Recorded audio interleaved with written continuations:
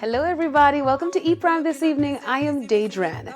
Grammy-winning reggae artist Coffee has collaborated with British singer Sam Smith on his fourth upcoming album, Gloria.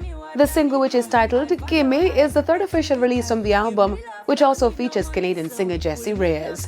Scheduled for release later this month, the Gloria was recorded between Jamaica, London and Los Angeles.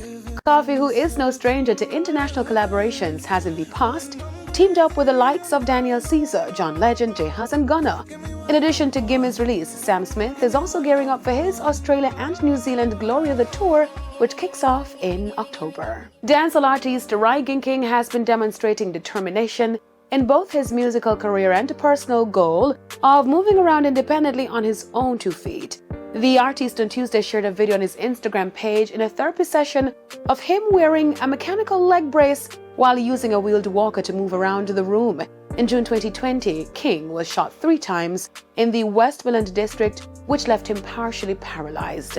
Earlier this month, the therapy singer collaborated with dancehall artist Ioctane on the single Paranoid. He is currently on his therapy tour, which ends later this month. The single Dynamite by Jamaican